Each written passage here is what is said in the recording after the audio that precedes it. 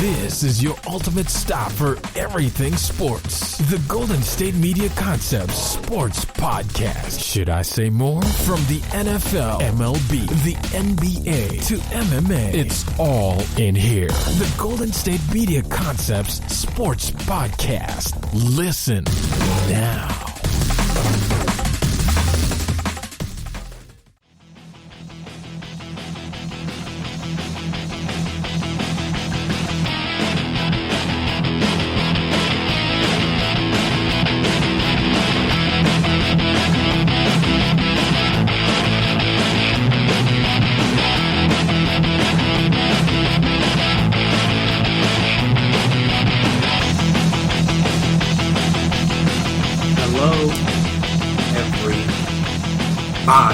Welcome you guys back to another episode of the GSMC Sports Podcast, presented by GSMC Podcast Network. My name is Chris Blades, and before I get started today, I want to make sure I take the time out to remind you, as always, if you haven't already, subscribe to the podcast. Make sure you never miss an episode. Make sure you're always on top when we drop our latest stuff. Also, if you could, please as well, give us a 5-star rating, write a nice review. Very appreciated, very helpful. Allows you to guys like, which I dislike, the ways we can improve, all that fun stuff. And also, if you're on social media, we're on social media, so you can find us there. Twitter, Instagram, Facebook. We can talk, we can chat, we can debate, we can discuss. And as we've talked about in the past, Chris Paul is going to be on the move. Very short offseason. We'll talk about that in the next segment. But he's going to be on the move. When? We don't know. Where? We don't really know. Like, we thought we had an idea. We're like, oh, maybe it'll be the Bucks. Maybe Sixers. I know we talked about the Lakers not that long ago, even though obviously that one's a little bit more far-fetched. Maybe you can end up back on the Clippers, something like that. But now, I'm trying to think where else. What else did we talk about? I forget if I don't think we ever talked about the Pelicans. That really wouldn't make too much sense.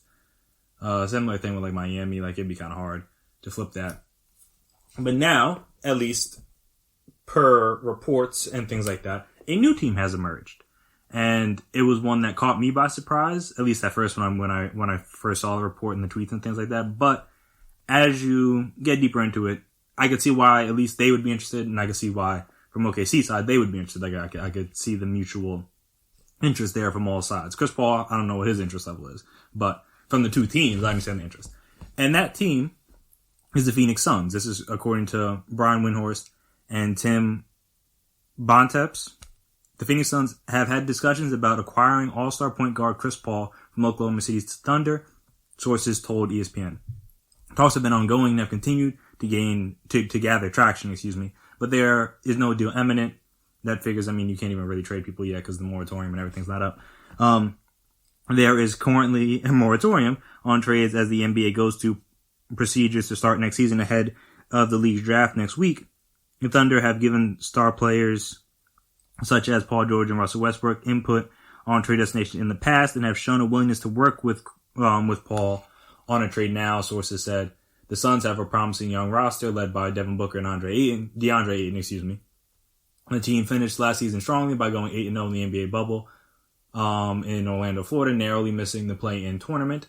In addition to their young roster, contributing to the Suns' momentum is the near completion of the first phase of $230 million renovation on Talking Sticks Resort Arena. The Suns are also set to open a new state-of-the-art $45 million practice facility this month. The Suns could have excess of $20 million in salary cap space going into the transaction season, leaving the possibility that they could assemble a trade and still look for other free agents as well. Paul played a season under Suns coach Monty Williams in New Orleans from 2010 to 2011, and he has spoken highly of Williams in the past. Paul has praised the Suns' style of play. His basketball mind, I used to get so excited before the game about the plays he was drawing up, Paul told reporters before facing Williams, I imagine for the first time in December.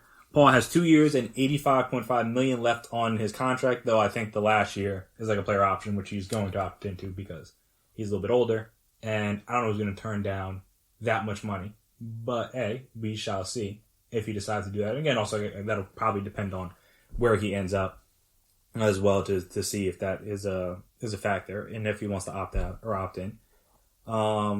And obviously that salary is motivation for the rebuilding Thunder to consider trading him. Thunder, however, have told teams that they remain interested in keeping Paul for next season, so we'll really see. And Paul obviously was great Last season, he averaged 17.6 points, 6.7 assists, as he led the Thunder to the playoffs. After that campaign, he was named second-team All-NBA and was also named, I think it was an All-Star as well last season. So again, put together a great year, helped a team that many thought was not going to be that good, let alone make the playoffs. So that is a big, that was a big step for that team. And again, he helped mentor guys like Shai Gilgeous-Alexander, helped him kind of blossom a little bit. Obviously, he wasn't an all-star or anything like that, like a Brandon Ingram or like a Luka or something like that for a young guy. But he did lead the team in scoring, I'm pretty sure. Like, he had a great year. Dennis Schroeder had a great year. Should have won Sixth Man of the Year, but we've already discussed that. Helped out the young guys like Darius Baisley and Dort a little bit, stuff like that. So, and he was very key to that team, so I can understand why the Thunder would not just want to give up on him for nothing. Again, if they're going to give him up, it's going to have to be for a good reason, or for a good package, I should say. So again, they're not just going to give him away to anybody for anything. But at the same time, they're going to be rebuilding. I don't even know who their next coach is going to be. That's going to be an issue potentially for Paul, because again, he may or may not want to play under this new coach, but if he's a young guy and an experienced guy, he's all about competing for championships. I don't know if they're going to really be there right then. And also, again, you have possibility of trading Steven Adams, Dennis Schroeder whether before the season, even though probably not, just because it's a short amount of time. So I don't really know how much time they're going to have to be able to make these kind of transactions. Especially, again, when you couldn't really discuss these things up until like now. Because, again, the moratorium and stuff like that. And again, their teams, their best players going forward are going to be Shea, Dort, and Baisley. At least those are their building blocks for the future. So again, you want to get them as much experience and playing time as you can. Not to say they won't be able to play with Chris Paul, because obviously Dort and Shea were starting with Chris Paul. So again, it's not impossible, but you want to have the ball in Shea's hands as much as you can. Be able to have Baisley handle the ball a little bit more next season, things like that. So obviously getting rid of Chris Paul will allow for that to happen, you would think. So, like I said, from the Suns side of things, it makes sense because up until last year, Devin Booker had really never played with an NBA caliber point guard. And then last year he had Rubio, even though I believe Rubio did miss some time due to injury, which is a key aspect when you talk about this for Chris Paul, because he was healthy last year. Now, that doesn't mean he's going to be healthy going forward, because again, he is like, 35, 36, something like that. But, okay, he played 65 games, which I think they played, 72, 73 or whatever, somewhere in that range. So that's actually not that bad. For Rubio. Averaged 13 points, almost 9 assists, 4.7 rebounds. So again, he was solid for them. And again, this is the first really NBA caliber point guard that Devin Booker has ever played with. And because of that allowed Devin Booker to have a great season. Now, it didn't lead to anything in terms of, he technically made the All-Star team eventually. I don't think he got in originally, but then he was able to get in after the fact. And also, again, he was the first team All-Seeding games, things like that, if that is a thing you care about. But he had a great year, averaged 26 points, 6.5 assists, 4.2 rebounds, shot 49% from the field, 35% from three, 90% from the free throw line. So again, he was great. And I think that team, especially that team, the way they were playing there at the end, with a Chris Paul instead of a Ricky Rubio, could be even better. Now, again, I'm not going to say they're guaranteed to make the playoffs in the West or anything like that, because the West is going to be difficult. But I feel much more confidently about them potentially making the playoffs for the first time in who knows how long with Chris Paul there instead of Ricky Rubio. No offense to Ricky Rubio, but I feel like if you want to show Devin Booker, hey, we're serious about competing. I know, we've talked about it, but now we're going to be about it. We're going to, like I said, we got you Ricky Rubio last year. That was cool, but now we're going to go out and upgrade that position even more. And now we're going to have a guy that's a capable point guard, a capable scorer. Because, again, not that Ricky Rubio didn't score. He averaged double digits. But, he's not really a guy you can give the ball to in the clutch. Not that you need to take the ball out of Devin Booker's hands. But still, he's a guy that has shown he can create his own offense, can run the offense. obviously familiar with Monty Williams, which I think would be a good aspect of it. Again, I don't know where Chris Paul wants to go. I know he wants to compete for championships, and I don't think the Suns are there yet, obviously. But at least that him having experience with Monty Williams and him not going in blind will, I think, help him if that's where they decide to end up moving him to. Like I said, there's no guarantee of that, but if that's what they decide they want to do, I feel like that could be a good option just because, again, he has experience with the coach. And also, I would imagine he would be good for DeAndre Ayton. Obviously, he was good, especially in the seeding games. He was very good. I know he missed about like half the year due to suspension. He only played in 38 games. But in those 38 games, he averaged 18 points, 11.5 assists. 11.5 rebounds, not assists. Like a block and a half. Shot 54% from the field. So, again, he was good as well. And I think, obviously, he'll be even better playing with a point guard like Chris Paul that can, not that Ricky Rubio can mentor him and teach him things, but again, Chris Paul is a little bit more experienced, a little bit better. So I imagine he could teach him even more. And so again, that'd be a good plus for them. So again, it'd just be them trending upwards, continuing to trend upwards. So again, they got a great end to the season, but that's it. It's just the end of the season. How do you build on that? How do you translate that into the next season? Because again, that season was over in the bubble. It ended in the bubble. So how do you translate that success there at the end into next season? And then from the Thunder's perspective, like I said, obviously you get out from under Chris Paul's contract, which is always a plus because that's a lot of money, even though they can afford it, especially next year when they're basically going to have no salary on the books. But again, you're going to be a rebuilding team. But in theory, again, if they don't want to be, then they won't be. We'll find that out if they decide to trade Chris Paul or not.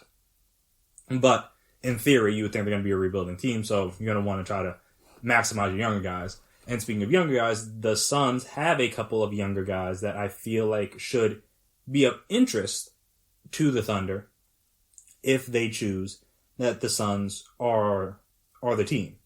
Now, if they don't include at least one, if not both of these guys, then you might as well just hang up the phone. But one guy that I think should be of interest to them is obviously Kelly Oubre. He had a great season last year. Averaged 18 points, almost 6.5 assists, an assist and a half a game. Shot like 35% from three. So again, that was a career high for him. But I mean, if he can shoot like that consistently, that's going to be a big plus for them. Gives them another guy on the wing to be able to score a little bit. Because I don't know, Bazey will be there next year, and obviously they won't have Gallo. So they're gonna have to make up for that scoring somehow. And Oubre could be a guy. Plus, he's only 24, so he fits kind of right into that timeline with the Thunder. Obviously, I don't think he's going to want to be on a bad team, but also I believe he's on the last year of his deal this upcoming season, so he's going to want to be able to get some shots up, show out, and then potentially parlay that into a big contract, whether it's with the Thunder or somebody else in free agency. Who knows? But again, with Chris Paul gone on a team that's going to be tough, and I imagine going to be competing, but they may not win a whole lot of games, you're going to have an opportunity to showcase your skills quite a bit. If he's able to stay healthy. So that is one guy I think they should be interested in acquiring, assuming that they trade Chris Paul to the Thunder, which isn't guaranteed, obviously. But if they do, again, if he's not included, if those talks don't include him, then I'm not even considering whatever offer the Suns put together. I'm not taking on like Ricky Rubio just because that doesn't make any sense. Like we already have Dennis Schroeder. Like what are we doing here? Not to say they're not the same player, but again, we don't really. I understand getting him back for salary reasons, but like we're gonna need somebody else other than Ricky Rubio. Like that doesn't move the needle for me. So then Kelly Oubre would be a guy, or again if they wanted to keep on the younger side, another guy because he was a guy I wanted them to draft. Obviously it didn't happen because he went a lot earlier. Is Cameron Johnson. Now again, when you look at his numbers last year, they weren't anything special, but the one that is big and stands out to me is his 39% 3-point shooting on 4.8 attempts. Excuse me. Like, that's what you want to see. And he also shot 80% from the free throw line. Now, again, his overall numbers aren't that great, but I believe he played better, especially there later in the season. I'm trying to find his game logs real quick, just so I could find, like, his end of season, when he was actually playing a little bit more. I know he was playing a little bit early, and then he got hurt in January, so he missed some time. Then he came back, and then the seeding games, he was playing a lot more. And that's what he was putting up double digits basically almost every seeding game. And then in those seeding games, he's shooting it was up and down from 3, but again, he had a game where he hit 4 threes, had another game where he hit 4 threes. So again, he's a shooter. That's what he was coming in. Also, he played really well in the game against the Thunder, funny enough. Had 18 points, and that was one of his 4 3-pointer games, so that's fun. But yeah, so he's a guy that can shoot. That's what he did in college. That's what he's going to do in the pros, pretty much.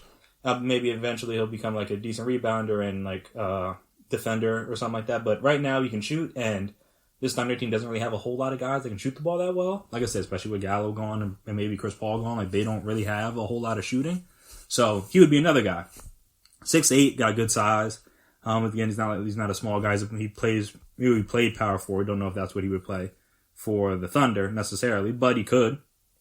And like I said, that would be another guy I would be intrigued by. Because like, yeah, him and Oubre. Oubre is like 6'7". So again, get a little size. Oubre get a little bit more athleticism, things like that, and a little bit more scoring. But with Cam Johnson, you get a better shooter. So again, those are the two guys. If I'm the Thunder and I'm trying to make a deal with the Suns, one of those guys has to be included, like 100%, or I'm not.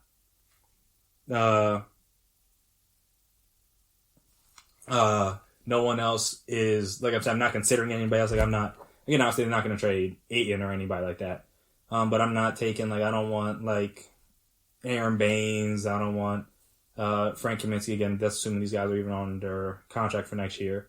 Like, I don't want Saric, like Javon Carter. Bridges, maybe, but I don't think they're going to trade Mikal Bridges. I imagine him, Booker, and Ayton are the guys you're going to try to build around, I would presume, because it could be Oubre, but, again, because of the fact that he's only on a 1-year deal this upcoming season, I don't think there's a guarantee that he'll be there long term. For instance, he may price himself out if he plays well like he did this past season. So, like I said, if I'm the Thunder, either Cam Johnson or Kelly Oubre has to be in the deal. 100%, or it's a no-go. I'll figure out a different team to trade him to. And like I said, if I'm the Suns, I don't know I'm not giving up both of them, because again, that's a decent amount of size leaving, some good shooters leaving. That's 2 players for 1, something like that. Plus, I don't even think. They have cap space, so I don't know how the salary work. But I don't even. They probably have to throw in Rubio too, just because of to make the salaries work. So I imagine you only trade one of them if you could. And again, Cam Johnson, he's a rookie, or he was a rookie this past year, so he'll be under contract and a lot cheaper for the next 3 years. Or I guess he's first round pick, so I think he's under contract for 3 more years with like options and different things. And plus, like again, when you extend him, his extension's down the line more. So I would probably, if I'm the Suns, try to keep Cam Johnson. So, like I said, Kelly Oubre and Ricky Rubio, and maybe like a pick or something down the line. Who knows? Like that's not a terrible offer. Again, especially considering what the Thunder are going to need this offseason. Again, you got to replace guys like Gallo. Noel is probably going to walk. Different things. So they're going to have to try to pick up the pieces again. That's assuming you don't trade Steven Adams or Dennis Schroeder, which still might happen. So, like I said, from the Suns, I get it. I think it would be a worthwhile deal just, again, to continue to move the trajectory forward. Like I said, you want to continue to build on the success of last season and getting Chris Paul and making a real playoff push, not just like a bubble playoff push, like a legitimate playoff push for an entire season, would be big. Especially, again, with Devin Booker having never played in the playoffs. Even though he played well down the stretch, I'm not going to say they didn't make the playoffs because of him, but you want to get him some of that experience, like as a younger player, just because, again, it's nice. And like I said, for the Thunder, you get Chris Paul's contract off the books, which is you're going to have to do that at some point. And you add back, whether it's Johnson or Kelly Oubre, which I imagine one of them would have to be in the deal. You add back a young player with upside that fits right along with the timeline of your team for whoever the coach is. So, like I said, I could see it working. I'm not going to say it's going to happen, but it'd be kind of cool if it did. I want Devin Booker to make the playoffs. Like, he's a lot better than people give him credit for, just because of the fact that he's on a bad team. No one really cares, but he's actually a very solid player. Or not even just solid, he's a very good player. So, and I want people to see that, as we did in the bubble, and I think him being in the playoffs and playing with a guy like Chris Paul, where the games are more competitive and maybe on national TV, more things like that, will allow people to see, oh, this guy's actually really good. So it'd be cool if it happened. I don't think it will, just because, again, I imagine Chris Paul will try to not force his way, but try to get his way onto a true contender. Like, the Suns aren't going to be a contender. They might be a playoff team, but they're not a true contender. So like I said, he might try to force his way somewhere else, but I think it would be pretty cool if they teamed up Devin Booker with Chris Paul. So speaking of trade and different things, the NBA kind of finalized all that stuff and the timetables and different things and how much the salary cap's going to be and all that stuff. So we discussed all those I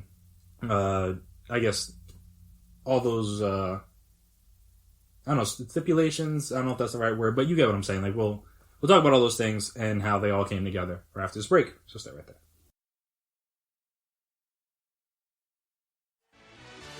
Are you looking for the very best NFL and college football podcast? Then check out the GSMC Football Podcast. Get the latest football news both on and off the field. From the NFL Draft to trades to the rumor mill to the NFL Combines. They got you covered. That's GSMCpodcast.com/football-podcast. Get updates on college rivalries, game day insights, and much, much more. It's football talk the way you want it. This show eats, sleeps, and breathes football. Don't forget to like them on Facebook and follow them on Twitter. Visit GSMCpodcast.com for more info.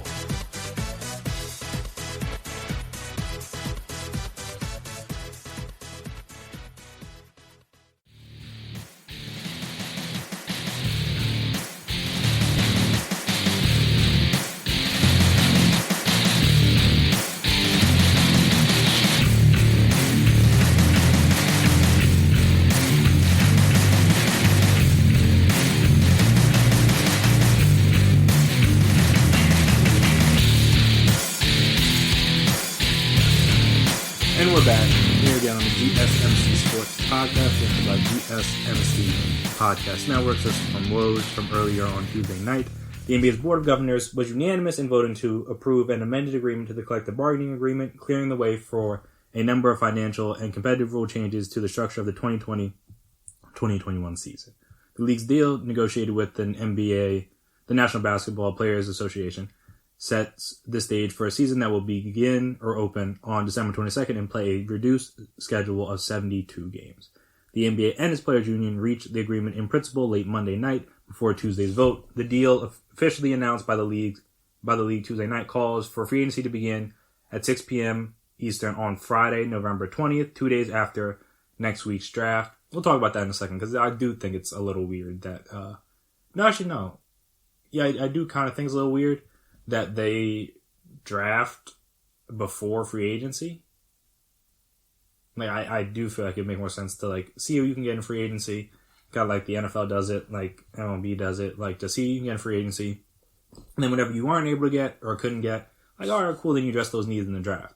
Like, I do find it weird that the NBA chooses to, like, do their draft first and then sign free agents. Because then I'm like, that kind of, doesn't that, like, mess with the free, but whatever. We'll talk about that. The salary cap is going to be set for this next season is going to be set at $109.1 million, and the luxury tax will be $132.6 million. The same numbers they were during the 2019-2020 season, before the league's finances took a drastic hit as a result of the ongoing pandemic, among other things. Teams had been expecting both numbers to remain the same next season for some time now, as it was better for both the teams and the players to avoid a massive drop in salary cap for next season because of the unplanned drop in revenue. That is very true. The salary cap is going to be guaranteed to go up a minimum of 3% per year and a maximum of 10% throughout the remainder of the collective bargaining agreement. So again, if they start getting money back, they maybe have some fans in the stands, things like that. They play more, not more games, I guess they'll play a similar amount of games this year as opposed to like last season. But still, you get a little bit more revenue coming in, then the salary cap could go up like it normally does. And I don't know how long it'll take to get back to where it was supposed to be, but hey, we'll see. The two sides also came up with a compromise on the escrow system to spread the loss out across multiple seasons. The typical escrow withholding of 10% will remain in place if there is a need to reduce player salaries by more than that 10%. It'll also be spread out over that season as well as the following two, and players can never have more than 20% of their salary withheld in a season. Like I said, both sides are kind of hoping future seasons will be able to return to normal financially and not, again, have any of these weird COVID situations.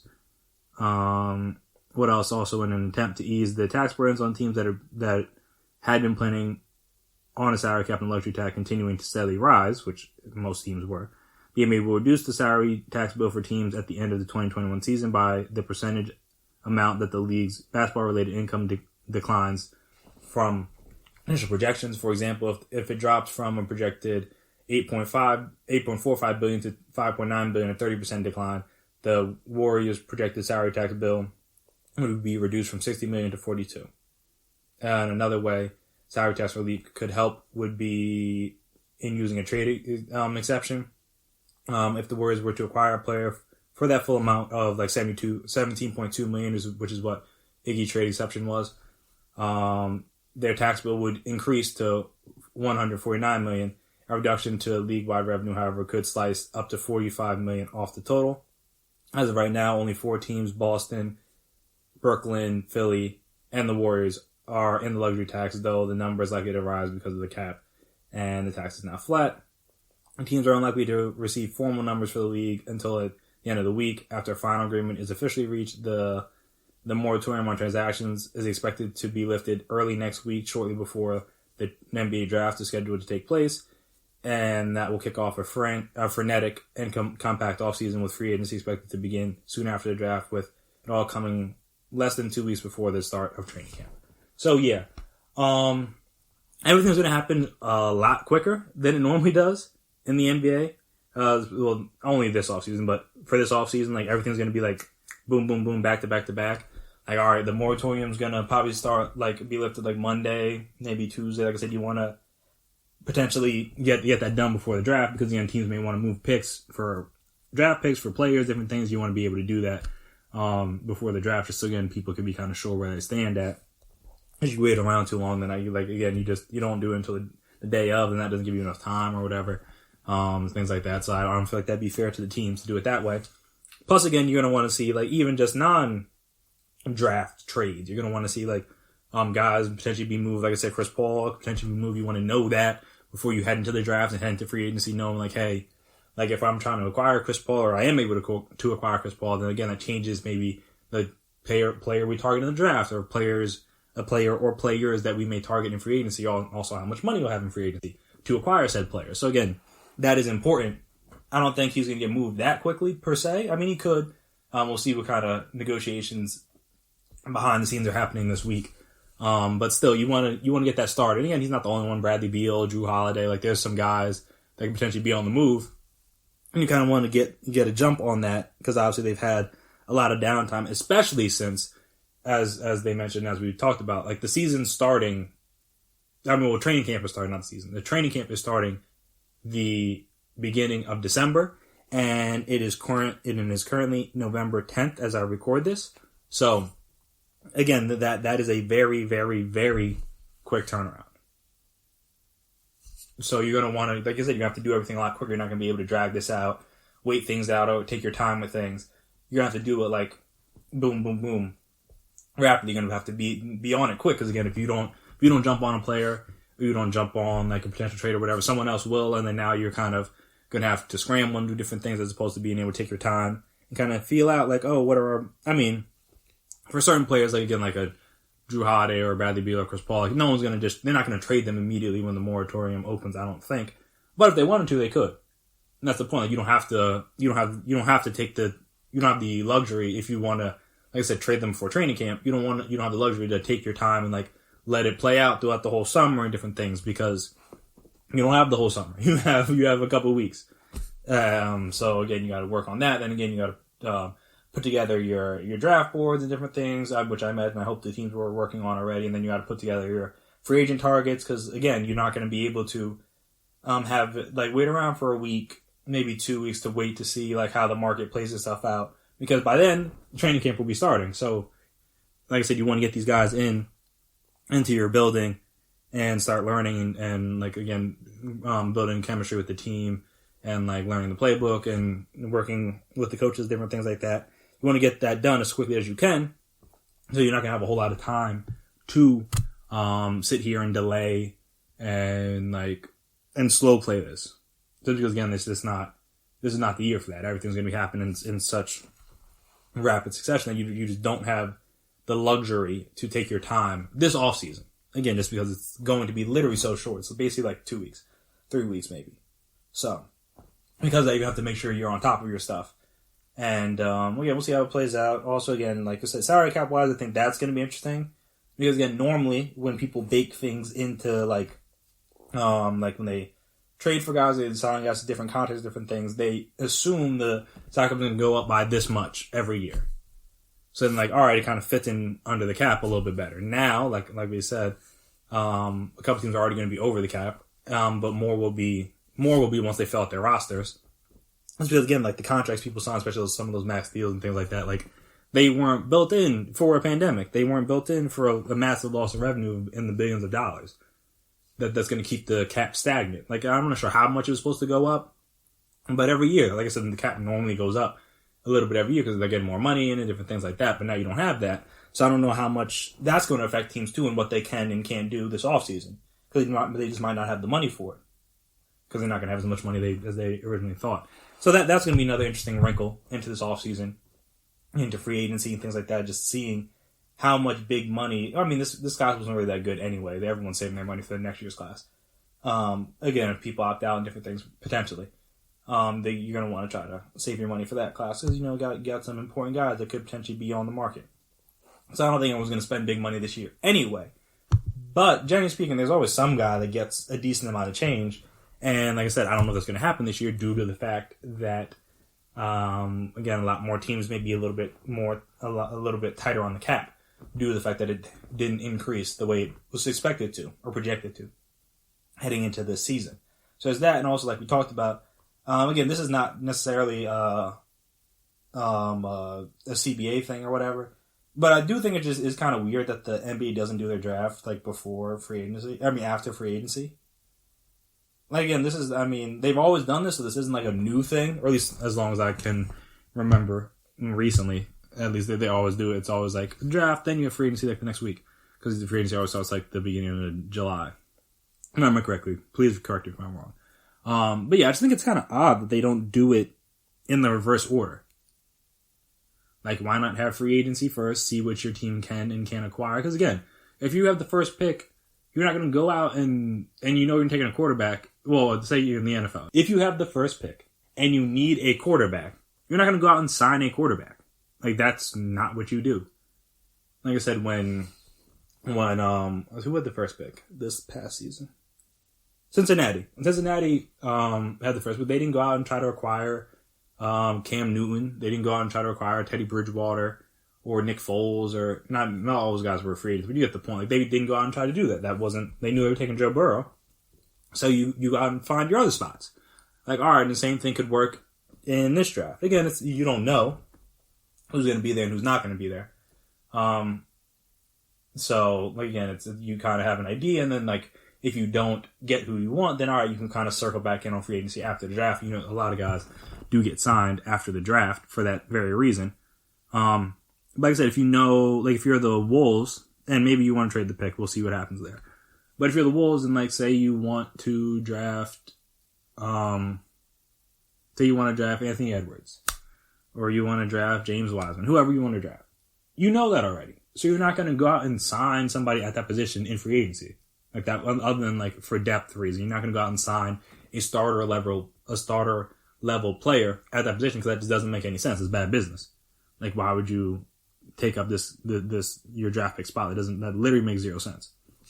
So, like I'm saying, like I don't see the issue with having it if I don't know what the reasoning for it other than like again, you want to have it around July 4th. Like that's really the only logic I can see behind why you have the draft before you have free agency. Is you want to keep free agency around the same time every year. But again, it seems kind of odd to me in general. Like I said, that's just like a random point I thought of. And then I think like Rachel Nichols mentioned it on the jump earlier today, so it also got me thinking about it. But still, it's very odd to me. And I don't get it. It just seems like a weird way to do things. But hey, like I said, the NBA is successful and worth billions of dollars. So I'm not going to necessarily tell Adam Silver what to do, though I have on this podcast from time to time. But again, they're not going to listen to me, so it doesn't really matter. I just think it's kind of odd that they do those things in reverse. But it is what it is. Regardless, things are going to be fast-paced. Things are going to be very frenetic. Things are going to be happening very quickly. So buckle up, folks. Like I said, next week is going to be a very eventful one in the NBA world, again, if you're an NBA fan. It'd be quite intriguing just because, again, everything's going to happen at such a rapid pace. So the moratorium's going to be lifted out. Like I said, I don't imagine just trades galore, but you're going to hear a lot more rumors and hear a lot more names being thrown out or things being discussed. And obviously the draft is like midweek, so you're going to have that. Maybe see more trades during that day. And then obviously you got free agency that starts on Friday, on that Friday the 20th.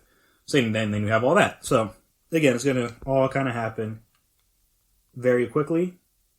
So, like I said, just be ready for it because it's all like again, and then after that happens, like we're literally 2 weeks away from the start of camps. By next Friday we'll be less than 2 weeks away from the start of training camps and different things. Then the season will be back within the next month and a half, December 22nd. So, I mean, it's not gonna be going for that long. So, if you're an NBA fan, like I said, that's pretty cool. So you don't have to wait too long to get your NBA basketball back. But speaking of a sport that is here, the NFL. The NFL made a decision on whether it's going to add an 8th team to the playoff bracket or whatever, and how that was going to work out. So we'll talk about that. And also, I believe they added a new stipulation for on what sort of compensation some teams could get if they have a minority coach or minority GM hired away from their team. So we discuss those things and my feelings on them right after the break. So stay right there.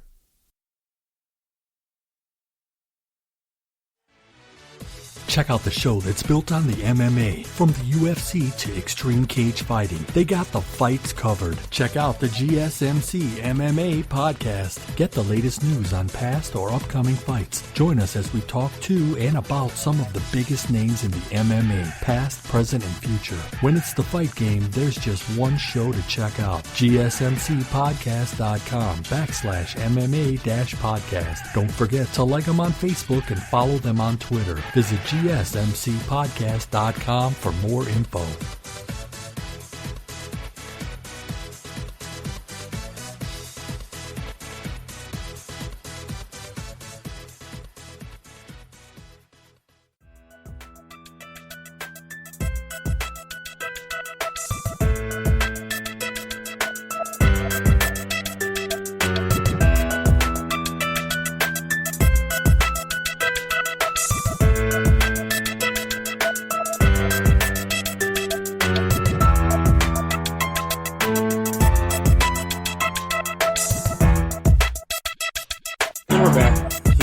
GSMC Sports Podcast presented by GSMC Podcast Network. So NFL owners is from ESPN.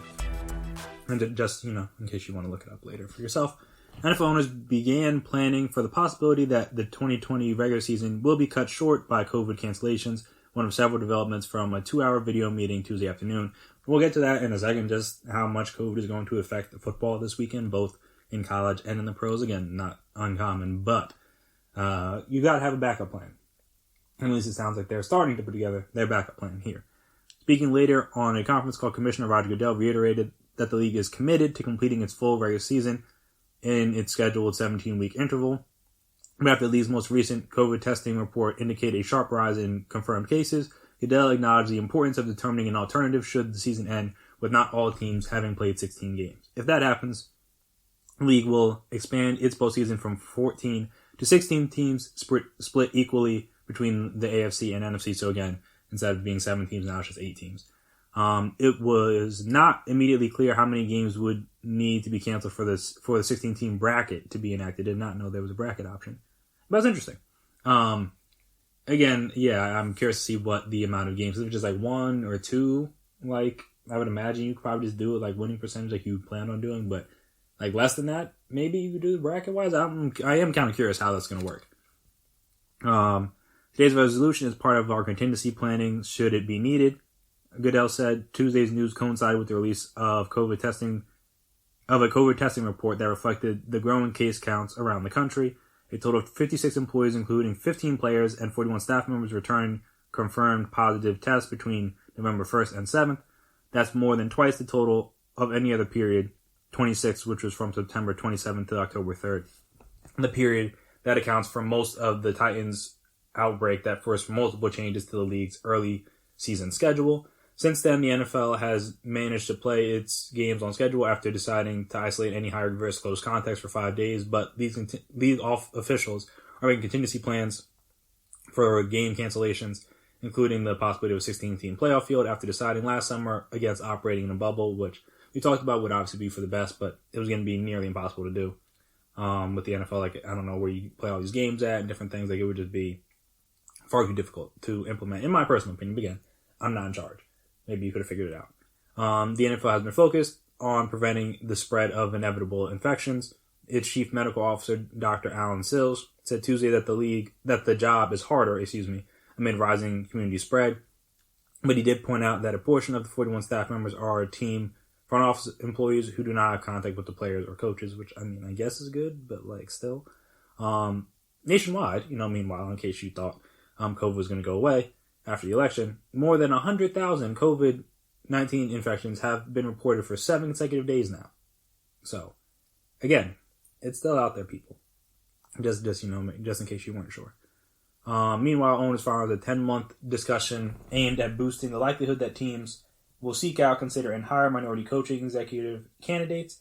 They approved a resolution to reward teams with draft picks if one of their minority coaches or personnel people is hired to be a head coach or a general manager.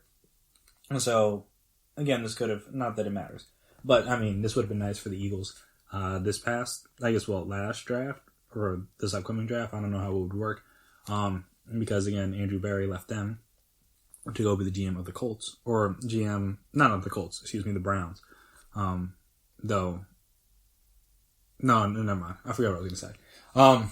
But yeah, to go be GM or front office person for the Browns. So, again, that would have been nice. But hey, is what it is. In the spring, they briefly considered a plan that would reward teams that made the hires. Ultimately, they decided to incentivize an expansion of the candidate pool. Moving forward, teams will receive 2 third-round compensatory draft picks. All right, that's what I thought.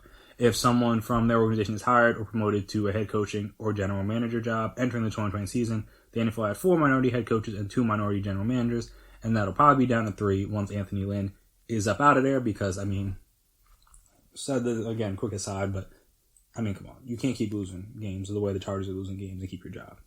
I hate it had to be him because I like Anthony Lynn. He seems like a good guy. And obviously there needs to be more black coaches and minority coaches in the NFL. But I don't know how the brother want to keep his job. Just to be honest, I don't really see how he keeps his job through this season. Again, maybe they make a miraculous comeback in the second half, win 4 or 5 games, something like that. Because again, they could easily be like a 5-6 win team if they could just hold leads. Or not drop balls at the end of the game that are perfectly thrown by Justin Herbert. Yeah, either or. You pick one or the other. And then you're talking about a potentially 5-6 win team right in the thick of things for the AFC playoff. And even the division, really. But instead they're, I think, 1-6, 1-7, something like that. And so, it's quite a bit of a mess. So just going back to the minority hires thing. This is from Troy Vincent, the Executive Vice President of Football Operations for the NFL. He said, that just complements part of the overall collection of things that we're doing to try to increase mobility among, in particular, black coaches and females, as well in the coach and GM front. I'm looking forward to seeing what the offseason has to bring in the hiring cycle. So, first of all, with the playoffs, as we kind of already talked about, I figured this was going to happen, and I didn't think it was going to get shot down. Though, I was curious because originally they were talking about, reseeding teams and doing it so, now the NFC East, instead of being the 4 seed and getting a home playoff game, now they'd be the 8 seed and play the best team in the conference, whether that was Seattle, who, again, may not be that tough. And as we already kind of talked about, there really is no best team in the NFC, right now. I said you could say the Saints, you could say the Packers, you could say the Seahawks, you could say the Bucks. I guess those are probably, the 4 teams I would probably put up there right now. I mean, maybe you think highly of the Cardinals. I don't really know.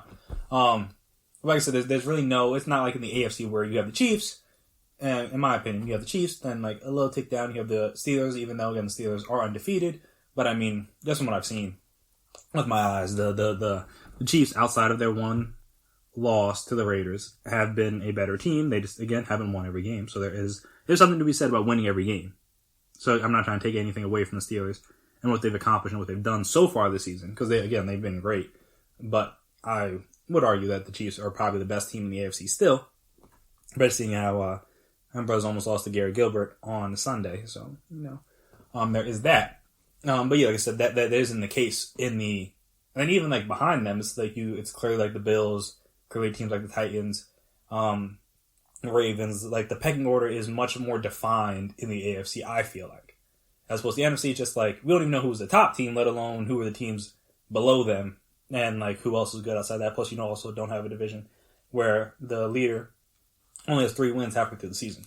So there is that. But yeah, I figured the 16-team playoff was going to happen because, again, this year's weird is that everybody that is eligible, or not everybody that qualifies, but just as many teams that qualify as possible get in. Like I said, especially if there's games that have to get canceled or things like that, just because it's not fair to a team. Like if you finish like 9-7, but another team finishes 9-6, and they get ahead of you because of that, that would be kind of messed up. At least personally, if I was a team that was affected by that. So again, you add an extra playoff team. Hopefully that alleviates that. You don't got to worry about that no more. So there is that. But again, we'll kind of see if they even need to do that. But I mean, it's not impossible at this point, especially since it's later in the year. Like before, you could move things around a little bit. You could like do bye weeks and different things. But now, since a majority of teams will have had their byes like after this week, I don't know how many more teams. I know the Giants have their bye like next week. I think like obviously a couple of teams have their bye. I don't know when the last bye week is officially for teams, but you don't have that many more left. So like I said, you can't do as much moving and shaking with the schedule this late in the season. So you need to have plans in case you don't get to play all 16 games. So I am kind of curious how many, like we talked about, how many games it would take to go to the bracket situation. But at this moment right now, like I said, them going to 16 teams in case of that situation does make sense, at least to me. Now, with the minority hires thing, one, I do think it's good that they're not incentivizing the team that does the hiring. And also, again, you're not like, just because again that seemed like a lot to just hire a guy just to get extra draft picks or things like that. I do like that, and plus also I like that for the team that the coach or the front office person is hired away from, the team is not giving them the picks. Like again, like the team that coach goes to, like say Eric Bieniemy, if he leaves the Chiefs and goes to like the Jets or goes like the Chargers or something like that, like the Chargers aren't giving up 3rd round picks because then no one would get hired. Or again, like I said, even the Andrew Berry situation with Philadelphia, like if like Cleveland doesn't have to give Philly multiple picks or whatever, because then again, if something like that happened, then teams would still do their interviews because of the Rooney Rule, but they'd be less likely to hire them because they're not going to want to give up draft capital to hire a coach. Like that seems kind of unnecessary. So there's that. And like I said, it's still kind of weird, like, just to try to like, that we kind of have to be, we're at the point where we need to basically like force teams to hire people, or like whether it's like, again, does this even hire the people be in the organization? Because again, you don't get the draft picks unless they're hired away from your team. So by doing that, you have to hire them into your, like you hire them as an assistant or an intern or whatever, or like however you would bring them into your organization. You got to do that first, and then you build enough of a tree that they can now branch off and do their own thing, and then you get compensation for that, which would take a little while, obviously. Eric Bieniemy is going to happen this next offseason, you would imagine. But for some of these other guys, it may take a little bit longer because there's not that many black assistant head coaches or minority assistant head coaches. I mean, assistant coaches, not head coaches. Obviously, there's not that many minority head coaches. But there's not that many minority assistant coaches or female assistant coaches for that matter. So it allows for teams to prioritize. I don't want to say prioritize. So again, I understand the logic behind getting the best people for the job, but also, in my opinion, that just seems like an easy way to say that you don't have to hire minority candidates or female candidates just to say like, oh, we picked the best guy. When, did you though? Like, did you really, or did you just pick the guy you felt most comfortable with? Like I said, those might not necessarily be the same thing due to qualifications and credentials and things like that. But again, I'm not an HR person. So, like I said, I do think it is good to try to find a way to cultivate a bigger pool of talent. Like I said, like you don't want to just be looking to one team or two teams or three teams for minority coaches, then there's just not that many of them to be hired. But now, if 15, 16, 20, they're all 32, which I mean it should be, especially since it's the NFL, there's a lot of minority players. If all 32 teams have minority position coaches or assistant coaches, or like I said, female assistants, or like I said, minority or female front office executives, things like that, then, like I said, the pool is bigger, so then you can, in theory, hire the best person for the job, because your pool is, you can cast a wider net of potential candidates. So like I said, this is all just incentivizing teams and organizations to hire at the lower levels so then they can build their resume up to then eventually leave, which again is what every assistant coach in general is trying to do, or every front office exec that isn't the GM or whatever is trying to do eventually. Not to say every, but most of them are trying to become an offensive coordinator, defensive coordinator, head coach, or like I said, most of them are trying to become a GM or like a president or something like that. They're not just trying to be a second or third in command their entire careers. Most, like I said, not everybody. Some people are comfortable like that, but a majority of people aspire to be the head guy. So, like I said, this in theory incentivizes teams to bring more of those guys into the organization. So eventually, when they get good enough at their job, that they can now leave and become their own, and take on their own team and their own franchise, things like that, then you get a little compensation for it. So, like I said, I'm curious to see how it's going to work. Obviously, like I said, it should happen for the first time this offseason with the Chiefs. Like I said, I know Byron Leftwich, maybe if the Bucs offense continues to, looks good with all the weapons they have and all the mouths they have to feed down there in Tampa, then maybe he could get hired. Like I said, there's a couple different assistant, like black and minority assistant coaches out there that could potentially be head coaching candidates. You never really know with these things. But like I said, I'm kind of curious to see how it's going to work. And like I said, I do think it's like I said, one compensatory pick in 2020. Well, you get two compensatory picks in like subsequent years. Like you get it one the first year, then like one the next year after the person is hired away. So I'm kind of see if that changes anything that allows for more people to add more diverse talent to their organization, or if again things relatively stay the same. I'm kind of curious to see how that's going to go. But again, we won't find that out till the offseason and for all seasons to come. Like I said, this isn't going to be like a thing that makes a major difference immediately, I don't think. But like I said, in 5 to 10 years, and now we're seeing, instead of having like 4 minority coaches or head coaches, maybe have 10 or 12 or something like that. Instead, a similar problem is happening in the NBA as well. So again, it's not just an NFL thing. There still should be more head coaches that reflect the players or the overall makeup of the league. You would think, but again, each their own. But yeah, I'm kind of curious to see how that's going to work. And then, like I said, I'm curious to see if they need to implement the 16-team playoff. That obviously added an interesting wrinkle because now no one gets a bye, and the first seeds will be pissed about that. But it's an extra game. As a fan, I'm not going to be mad.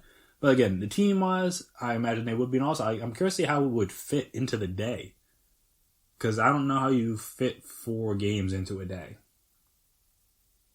In terms of, like the playoff. Like, I'm curious to see when they would play the games. Like, would they have to play 2 on, like, Monday or something? Like, I'm curious to see how that would work. And like I said, then you get a short week in the playoffs. Like, that wouldn't work. Like I said, you're going to have game. Oh, I take that back. Do they normally have... I think they normally do have 4... Oh, because, they usually do have 4 on wildcard weekend. I'm tweaking. Oh, that's my bad. Okay, never mind. They already do have the 4. Like, wildcard and divisional round weekend. I think they usually play 4 in a day. Yeah. Then, you got 2 games each comp. No, wait, hold on. So you got 3, 6, 4, 5. No, they don't. No, they wouldn't need to play 4 games in a day. What am I talking about? It's not them. They never play 8 games in a weekend. So I just did that quick math in my head. I'm bugging. That doesn't make any sense. They normally never play more than 4 in a weekend. So, and like I said, I am kind of curious to see how that would all fit into a day.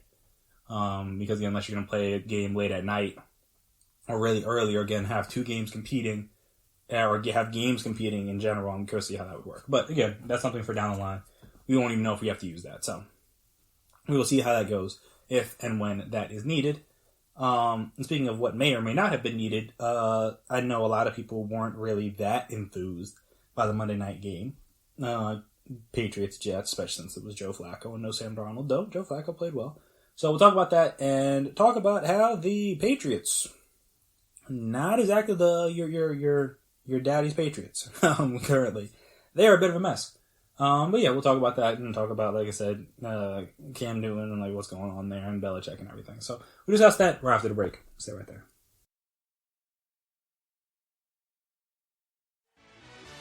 Are you looking for help for your fantasy football team? Check out the GSMC Fantasy Football Podcast. Get today's best advice on who to start, who to sit, even who you should draft. From sleeper picks to red hot lineups, they got it all covered for you. That's GSMCpodcast.com/fantasy-football-podcast. We'll cover traditional leagues, dynasty, PPR, even IDP leagues. When you need fantasy help, there's just one show to hit up. Don't forget to like them on Facebook and follow them on Twitter. Visit GSMCpodcast.com for more info.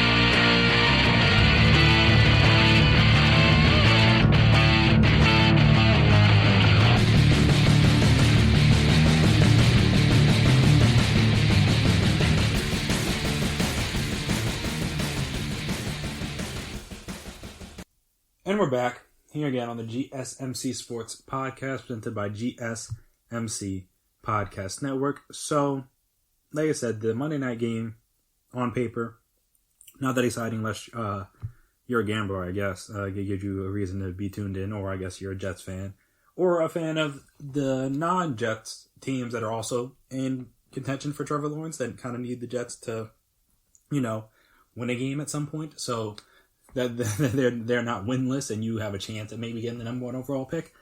But the Jets did you no favors. But what they did do is make the game entertaining a little bit. Now, you could argue that was really in part because of the Patriots and their complete lack of defense, especially in the first half.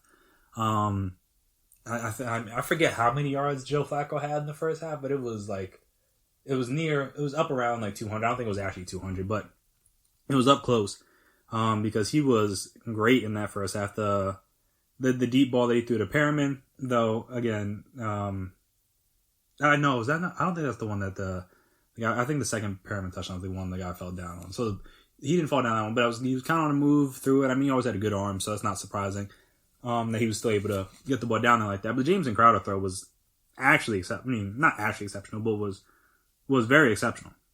Like I said, like that's not a throw I knew that Joe Flacco could still make at this point in his career, especially since he hadn't really been that good this season in the games he had played. So I was not sure he was capable of that, but that was nothing short of a dime. That was quite impressive. So yeah, the Jets, and all surprise, were up 20-10 at halftime, which I don't know what that says about the Patriots, though. In fairness to to that defense, no Stephon Gilmore, which clearly matters. Though, I mean, they were talking up J.C. Jackson, or at least Louis Riddick was. I'm talking to J.C. Jackson in like the pregame and early in the game. So it's unfortunate that he did, because J.C. Jackson, who was 27, had himself a rough night. And I mean, it happens. The corners don't always lock down everybody. I mean, Stephon Gilmore got beat before. Like, it's not like it's impossible to do to get beat. Like, it definitely does happen from time to time. But, yeah, he did not have himself a good day. On the flip side, like I said, Joe Flacco did. Brashad Perriman did. So, they were up 20-10 at the half. And everyone's like, whoa, what's going on here? Are the Jets actually going to win themselves a game? And, no, I mean, of course not, because they're the Jets. So, you should have just assumed they were going to find a way to lose. And they did just that.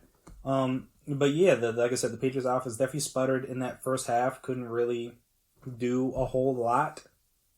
I mean, they had a touchdown on their first drive, but after that, punt, turnover on downs, and then a field goal, and then the half went to an end. all while the Jets scored on 4 of their first 5 possessions. Now, again, they only had 3 possessions in the second half because they had the touchdown drive to put them back up 10 after the Patriots came back and had a touchdown drive of their own. But then after that, they had a 1-play interception by Joe Flacco, throwing at Denzel Mims that J.C. Jackson did get, so shout out to him, trying to redeem himself there. And then they had a 3-play punt that took a minute and 10 seconds left off the clock after the Patriots had just come down and tied it. So you're like, oh, okay, this is the Jets' chance. They drive down the field, score. And not only did they not do that, they did not drive down the field and score at all, but also it took a minute off the clock. Literally a minute because of the incomplete pass on third down. So, like I said, the Jets were going to jet it, and then, obviously, not going to say obviously, but I imagine if you're a Jets fan, you were, pretty certain the Patriots were going to drive down the field and score on that last drive, even though it wasn't Tom Brady. That's what you're used to seeing, him do that. This time was Cam Newton, but still, it's the Jets. You knew if the Jets were going to find a way to jet this game up, they were going to jet this game up, and they did just that. So like I said, for the Jets fans, I imagine it is annoying because you don't want to lose to the Patriots, obviously, because they're an annoying team, and you prefer to beat them whenever you can, division rival and all that. Also, you want to be in position to draft Trevor Lawrence, or if you have faith in Sam Darnold, which, maybe Joe Douglas does, maybe the next coach will, whoever that will be, because it won't be Adam Gase, clearly. Because he is not quarterback whisperer, whatever Peyton Manning said he was to get him the job, he is not that. But yeah, so he's not going to be there. So we'll see whoever the next guy is, and if they like Sam, because if they do, then all right, then maybe you keep the number 1 pick, and not you keep it, but you don't use it on Trevor Lawrence, and you trade it for something, because again, a lot of teams are going to want to trade up for Trevor Lawrence. I would imagine. So, and actually, we'll talk about that in the next segment. How many quarterbacks could potentially go in the first round? Because it seems like it's maybe 5. Then that's just off the top of my head, and just what we've been talking about. It doesn't even include anybody that kind of shows out the rest of the season and into the draft season and stuff like that. So we'll look into that. But like I said, if you're the Jets and like I said, you don't want to draft Trevor Lawrence, but if you don't, then hey, and use that pick, get a lot of draft capital for a team that definitely needs some help. Even though the receivers look good, like I said, Mims looked good. He had he wasn't Perriman, because obviously Perriman caught the 2 tutties, but he had 4 for 62, had a 26-yard reception. That's his Mims. Perriman, obviously, the free agency signing, had 5 for 101 and 2 touchdowns. Like I said, Joe Flacco looked good. Frank Gore didn't look that bad. The defense wasn't terrible. They didn't get any sacks, but they got 4.5 tackles for loss. Defended a couple passes, hit Cam 4 times. So again, it's not like it was the easy going for them. Now, they couldn't cover Jacoby Myers for whatever reason. He killed them, 12 for 169. No touchdowns though, but still, I did not know Jacoby Myers had this kind of game in him. And apparently neither did the Jets, because they're we'll just leave him. Not to say they just left him open, but like I said, he got thrown the ball a lot, and he caught it a lot. So that was interesting, because obviously no Edelman and N'Keal Harry again. And not to say it didn't matter, because they did almost lose to the Jets. But clearly they were able to have some other guys pick up the slack. Plus they ran the ball really well. Damon Harris had 70 yards on the ground. Rex Burkhead had 56. Cam only had 16, but he scored twice. So, the ground game was solid enough. Wasn't great, wasn't spectacular, but it was good enough to get the job done in this game, again, against the Jets. So, there is that. But, the Jets going to jet. You kind of knew. They were trying to act like they weren't going to tank, and then, they did a very... This is like peak tanking. If you're watching a team try to tank, you want them to win, or look like they're going to win, the entire time. And then just to lose at the end, in maybe not heartbreaking fashion, just so you don't screw up your draft position. Because again, it looked like they were going to allow the Jaguars or teams like that to sneak back in, maybe be in play for the number one pick, and they're like, no. Nope, no. We are not doing that today. And like I said, they somehow ran 4 offensive plays in the fourth quarter, and a game that they were up double digits at halftime and in the third quarter, they now lose on a last-second field goal by their former kicker. Again, just perfect Jets. So that was that. I mean, it wasn't good for them, but again, the game was much more entertaining than I imagine most people would have thought, given, like I said, given the teams, and especially given the quarterback matchup based on the way Cam had been playing, and also had the fact that Joe Flacco was starting. Even if it was Sam Darnold, like, at least Sam, you got a little bit more excitement because he's young and he's done some cool things on national TV before. But again, last time he played the Patriots on national TV, if I remember correctly, I don't think the first game was on national TV. I could be wrong though. That was the See and Ghost game, so yeah, not exactly, an ideal situation for him. Okay, yeah, this is their first time playing the Patriots. That's one to double check to make sure. So yeah, like I said, that was the last time we played the Patriots on national TV, so that would have been interesting because they would have definitely replayed that quite a bit, to much to the chagrin of Sam Darnold and his family watching at home. But yeah, for the Patriots side of things, boy, they need some help. Like I understand, they had a lot of people opt out due to COVID. I also understand that they didn't have Stephon Gilmore in this game, which clearly impacts the defense because, again, him being out there makes things difficult for the quarterback, makes him more hesitant to throw to certain people and look certain ways, different things, and that allows you to play much easier defense, helps the pass rush, helps everything out. And he wasn't out there. And clearly the secondary struggled. Again, they got the one pick. That was important, but clearly the secondary struggled without him. But it shouldn't have struggled that much. And I think that's kind of where we're at, is the fact that the Patriots should not need this. Should not need a double-digit comeback. Should not need a last-second field goal to beat this Jets team. Like, maybe a better Jets team? All right, it happens. The Bengals lost to the the Bengals beat the Titans. The Vikings beat the Packers. Like, it happens. Sometimes you lose to a bad team. But this Jets team with Joe Flacco, at least the Bengals had Joe Burrow out there. The Vikings had Dalvin Cook running all over the place. Like, again, understandable. Brussels letting Bashad Perriman do whatever he wanted to that secondary. Like, that's not supposed to happen. And so, like I said, this has definitely been an interesting year for Belichick in terms of what he's had to deal with and go through. Because, again, he's normally used to, even though last year the quarterback was not that good. You're still Tom Brady, you're still decent, but he wasn't Tom Brady, if you know what I'm saying. So that team was really aided and carried by the defense and their special teams. But yeah, so normally the quarterback plays better, so that usually helps out the team. So that's not happening this year. And then again, just to put a pair compared to last year, their defense is clearly worse. So, like I said, I'm curious to see how much longer Belichick sticks around for this. Like I said, depending on what the future holds for them, because if they win enough games in the second half of the year, which, let's look at their schedule, see if they could. No, they play the Ravens next week. Play the Texans, they're not that good. Play the Cardinals, that could be a loss. Play the Chargers, who knows? Because the Chargers also like to lose games. Play the Rams, play the Dolphins, play the Bills, and then they play the Jets again, obviously, at the end of the season. So there's like I said, the Jets game is a little shaky because they almost lost that one. Chargers, maybe. Texans, maybe. So there's one and a couple possible wins on here, assuming they beat the Jets last game of the season. And so I was like, that's not what the Patriots signed up for. They didn't sign up for a 6-win season. I don't know where they go from here, because if they get a 6-7 win season, all right, unless you think Trey Lance or Mac Jones or Zach Wilson is worth a first round pick and is worth the future for you, who are you going out there to get? Like, are you going to trade for Jamie Garoppolo back if they now feel like they want to move on from him? And debatable whether you should, because he's been kind of banged up and also he's not that good.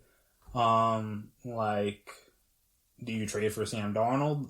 If they want to draft Trevor Lawrence, what does the future hold for them? So I'm curious to see if the team isn't going to be that good. Why would Belichick stick around?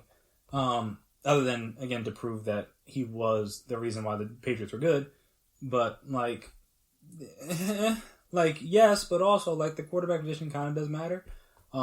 So having a very good quarterback can help the rest of the team out. So Yeah, and we'll see what he decides to do, but I'm just saying, like, I don't think this is what Bill signed up for when Tom was leaving. Like, he's not like, oh, yeah, we'll be sorry, and it'll be fine.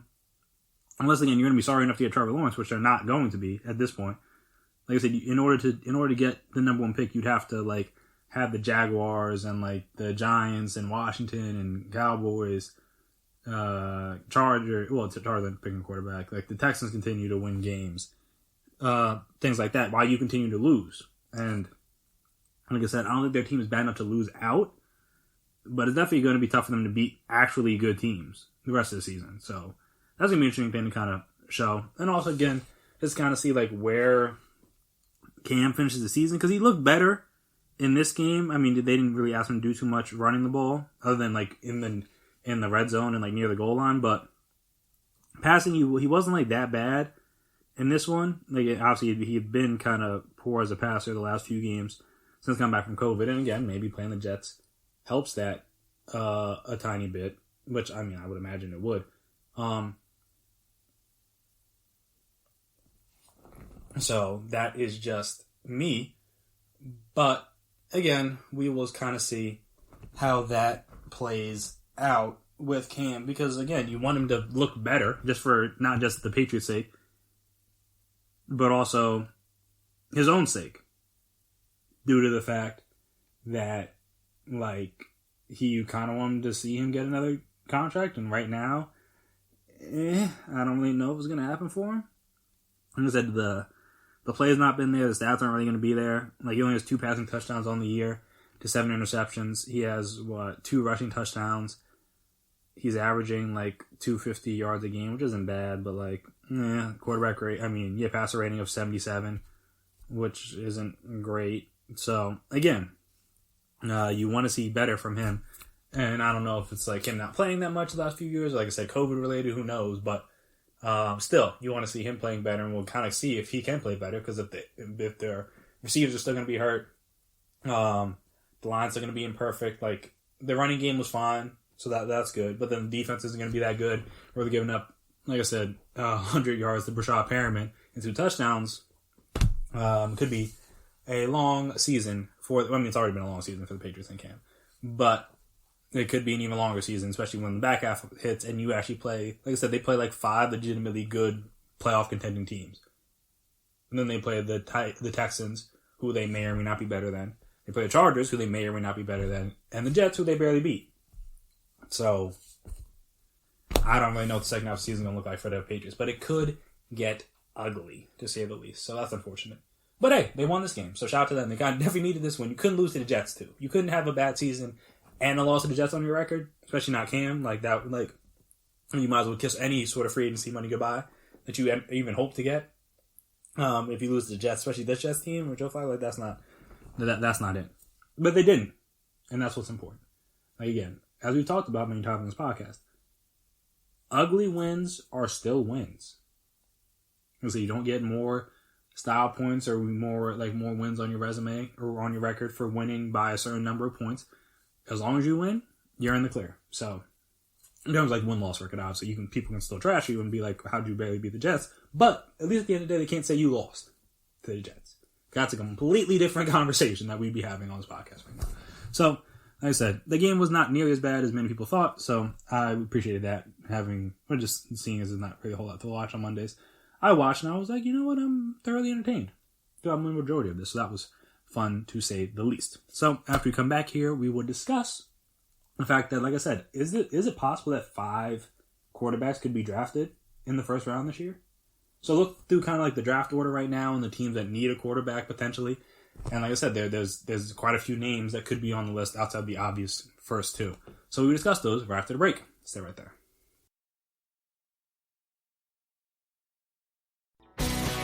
Are you looking to get your college football fix? Looking to get the latest news on your favorite school's team? The GSMC College Football Podcast is your ticket to all things college football. Join us as we talk college football from the national championship, the college rivalries, the bowl game, to the Heisman Trophy. To which conference is the best? We've got you covered for the Big Ten, SEC, Big 12, the Pac-12. ACC, and everything in between. Download the GSMC College Football Podcast on iTunes, Stitcher, SoundCloud, Google Play, or anywhere you find podcasts. Just type GSMC in the search bar.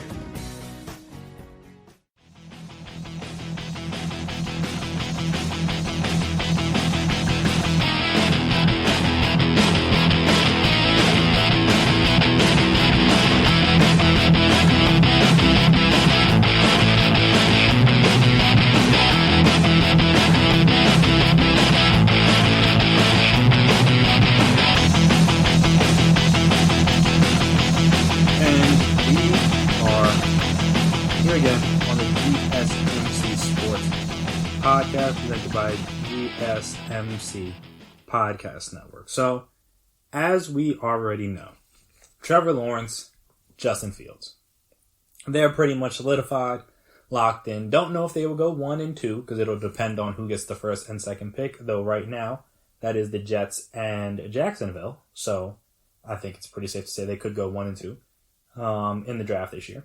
But like I said, we don't know that for certain. And because of that, we don't know exactly like what order they would be in. Though again, most likely Trevor Lawrence will be 1, and Justin Fields will be very quickly after. Though again, you never know. Maybe if Justin Fields continues to show out this year, he may end up being number 1 if guys like him more due to his like mobility or whatever reasons they may or may not have. I don't know. Like I said, I won't be in those draft meetings. I won't be in those war rooms. I won't have access to whatever information they do to make their decision that could end up costing them their job if they're wrong. I would just be here to criticize them if they make the wrong one. So, what a life they get to live. But yeah, it seems very likely that, again, barring both guys are healthy and everything's all on the up and up, those will be the first 2 picks of the draft. Now, the question is, will at least 2 or 3 other quarterbacks be picked in the first round? Because I think at this point in time, again, there's a lot of time between now and the draft. But at this point in time, I think it would be safe to say that there's a very good chance 3 other quarterbacks could go in the first round, much like they did in, 2018? Last year, they're like 3 went in the first 6 picks. But yeah, I think 2018, that was, whatever the Baker draft was. That was Baker, Sam, Josh Rosen, Josh Allen, and then obviously Lamar went at the end, which was, even though he hasn't been that great this year, won the MVP. So, clearly should have went much earlier than that. Should have probably went with the Ravens' first pick because that tight end that they picked, Hayden Hurst, is now with the Falcons. So, even the good teams make mistakes every now and again when it comes to drafting. But, I'm trying to think the Kyler year, I don't think there was... I'm trying to remember the Kyler year, how many quarterbacks we picked in the first round. I'd have to go back and look at that draft class. Because that would have been 2019? Yeah, so let me go back and look at the 2019 NFL draft. Because obviously I know that, like I said, Kyler was first, but I don't remember how many other quarterbacks were picked in his class. So like I said, give me a moment to remember that. Well, there's 11 quarterbacks were picked in total. So you got Daniel Jones. Okay, there's the Kyler, Daniel Jones, Dwayne Haskins draft. And that was it for the first round. So like I said, only 3. Drew Lock won the second. I'm trying to see who else won. And did anyone else? No, I think it was Drew Lock and then nobody for a while, right? Yeah, because this class wasn't really all of that. Especially Will Greer went in the 3rd round compensatory. Ryan Finley went in the top of the 4th. So yeah, like I said, there was not as much top end talent in this draft. But like I said, well, in the 2019 draft, not in this draft. In this draft, I think there may and very well maybe more than that. So like I said, if you look at the non-Trevor Lawrence and Justin Fields guys, so those guys are locks. You go to Trey Lance. That is, as of this moment, the consensus 3rd quarterback off the board. He's an interesting one because obviously he's only going to play 1 game this year. Central Arkansas was not that good in that game. Was better with his legs than he was through the air because, like I said, passing the ball. I think what do you have he had only one interception, but he only completed, where is it? He only completed 50% of his passes through two touchdowns, one pick, 149 yards. Passer rating wasn't anything all that special. Was sacked 3 times. So, again, wasn't his best showing, to say the least, in that game. Though rushing, he had 15 carries for 143 yards and 2 touchdowns. So, again, if you're looking at the athleticism, it was on full display. And then obviously you go back to last year. He was great as a redshirt freshman. Threw for a little under 2,800 yards, 28 touchdowns, 0 interceptions, completed 67% of his passes. And then on top of that, ran for, just for good measure, ran for 1,000 yards, 1,100 to be exact, and 14 touchdowns. So again, not really, and won the national championship in the FCS with North Dakota State. They went undefeated. So he's going to finish his career undefeated. So again, there are a lot worse, there are a lot worse careers that people have been drafted on than that. So, and again, it's a short sample size. It was basically like 1 year as a starter against non-FBS opponents outside of, I'm trying to think, did they play anyone? Doesn't look like it. I don't think they did. Yeah, it doesn't look like they did. And then, obviously, like I said, then they played at Central Arkansas this year, so I don't know what I'm talking about. Like I said, he's basically the consensus number 3 due to his age. Like, he's only going to be 21. I think he turns, 21, right before the draft.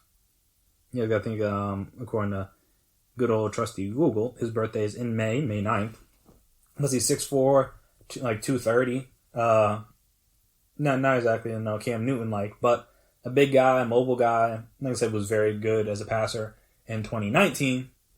So if you use that film and he shows out in the workouts and things like that, which I imagine he will, then could be the potential number 3, not number 3 pick, but the third quarterback off the board. Then you got, like I said, you got Zach Wilson and Mac Jones. We've talked a lot about Zach Wilson on this here podcast. But Mac Jones, after taking over for Tua last year, was quite good and continues to be quite good. Though, again, Alabama has a lot of talent on their roster, so it's not like it's out there throwing to nobodies. But so far this year's got a little under 2,200 yards on about 70 completion percentage. Good Lord, I did not know it was that good. 16 touchdowns, 2 interceptions. He's been great. Now, doesn't really bring a whole lot running the ball, so that is an interesting thing, because obviously, especially in this day and age, guys like people that are a little bit more mobile, but 6'2", 214, good size, and obviously a very accurate passer, good with the deep ball, things like that. But again, they got multiple NFL caliber receivers on that team, just like they did last year.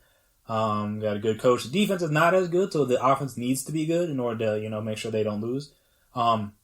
And he's done that so far. So there is that, though. Obviously, he won't be able to play this weekend, which we'll talk about in a second. And he's a junior? Yeah, he's a junior. So he could come out. There's no guarantee he will, but he could. Again, this is all assuming all these people declare for the draft. And like I said, Zach Wilson is also a junior. As of this moment right now, he has over 2,500 yards passing, 21 touchdowns, 2 interceptions. They're undefeated currently is BYU, dominated every team that's put in front of them. Granted, they haven't faced the steepest or the stiffest of competition so far this year.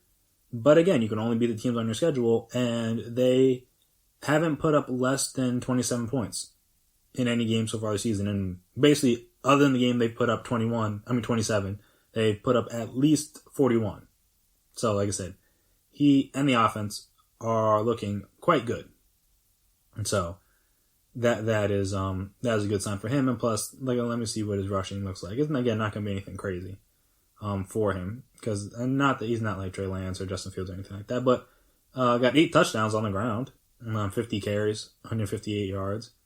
So again, not terrible. He only had 5 touchdowns on the ground coming into the season, so he's definitely added that to his game a little bit, which is good to see. Want to showcase your mobility there a little bit for the next level.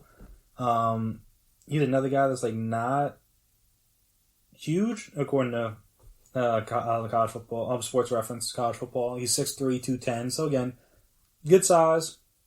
Then again, not like built like a Trey Lance or anything like that. But even like Trevor Lawrence isn't like, he's like tall and stuff, but he's not like that built. So again, you look at these guys and you're like, oh, maybe these guys could find their way into the first round. Who knows? And then you look at the teams that are going to be taking or picking, especially high in that first round. You could argue that the first 5 picks all need quarterbacks, depending on what Dallas decides to do. And you could argue that the Jets, Jacksonville, the Giants, potentially, depending on how the season goes, and Washington all need quarterbacks, depending on, like, I guess, what happens with Haskins and Alex Smith now that Kyle Allen is done for the year. And then if you don't include them, Atlanta needs to draft a quarterback eventually. Detroit needs to draft a quarterback eventually. Minnesota probably needs to draft a quarterback eventually.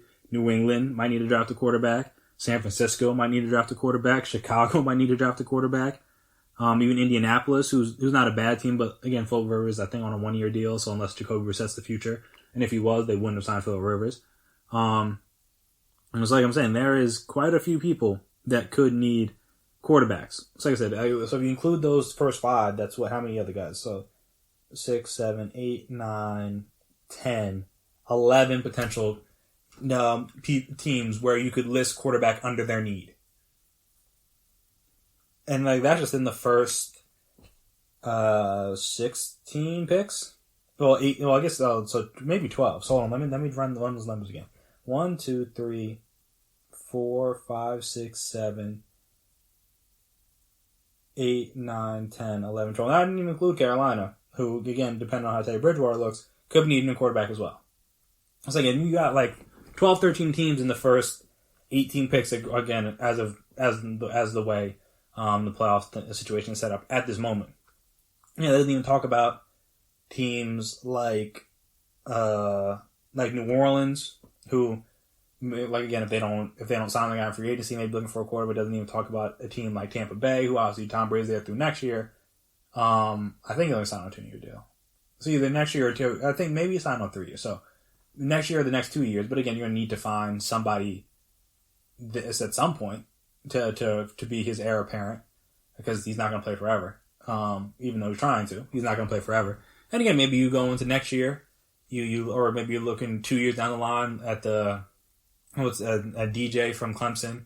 He could be a guy that you could have your eyes on potentially. Like I said, there's some other guys like the Sam Howells, the Jaden Daniels of the world that could be potential not high, but first round picks in 2022. Like I said, DJ's in 2023, but the Spencer Rattler maybe, if he kind of gets things figured out and doesn't turn the ball over as much.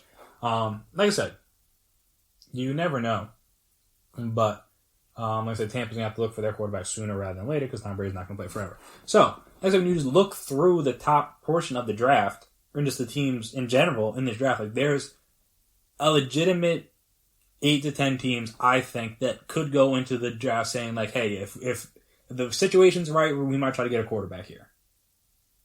And that's a lot. So like I said, I don't know exactly how it'll shake out. We don't know what the draft, like what the positions will be and where everybody will be picking. But again, assuming everybody's healthy and things like that, I would not be shocked at all if like you see 5 quarterbacks going like the first 20 picks. Just because how many teams need a quarterback in this league right now. And I'd be surprised. Like I said, Justin Fields, Trevor Lawrence are already going, they're going top 5. Again, barring injury. Knock on wood. Like I said, Trey Lance, he's got the size. He doesn't have like a lot more film. Like I said, Justin Fields, Trevor Lawrence will have 2 full years as a starter, playing at the highest level. Trevor Lawrence will have 3.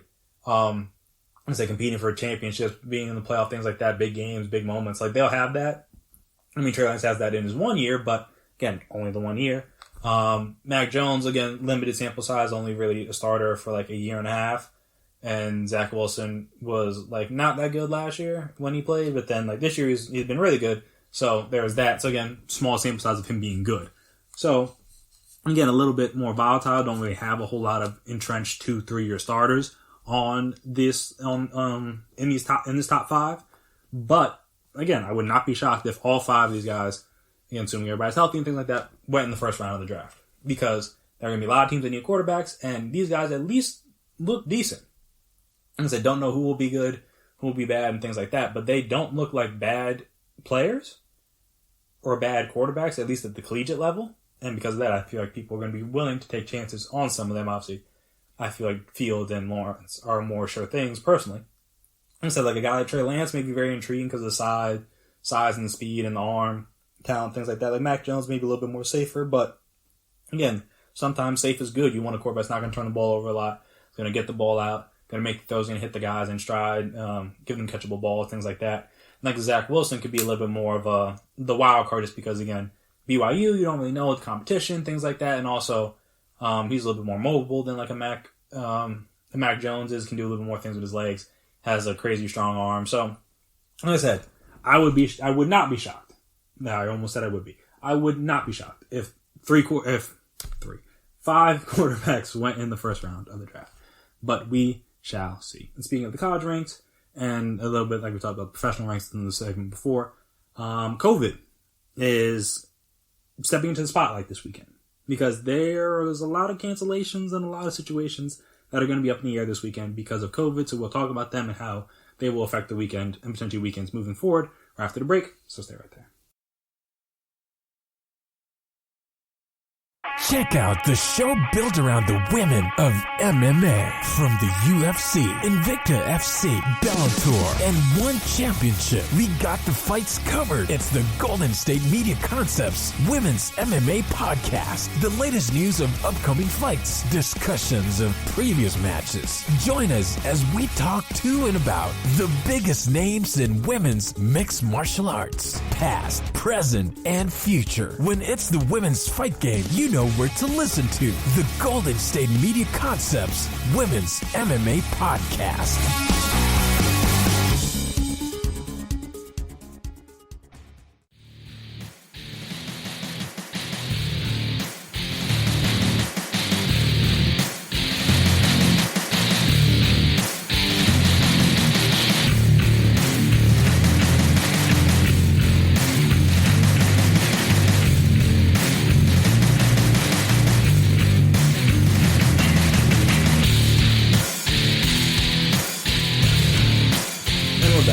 Here again, GSMC Sports Podcast, presented by GSMC Podcast Network. So we'll talk about how COVID is affecting the NFL in a second here in the segment. But so far this weekend, the SEC has already had to call off 2 games for Saturday. And again, mind you, this is Tuesday.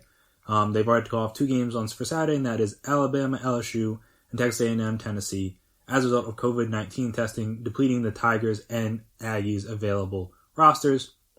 This comes on the heels of Monday's decision to postpone Auburn, Mississippi State game after the Bulldogs had similar issues with positive test results and subsequent contact tracing. All 3 games have been deemed postponements. Texas A&M and Tennessee and Auburn and Mississippi State are tentatively rescheduled for December 12th. LSU already has a game scheduled for that date against Florida, so who knows if that game ever is going to get rescheduled.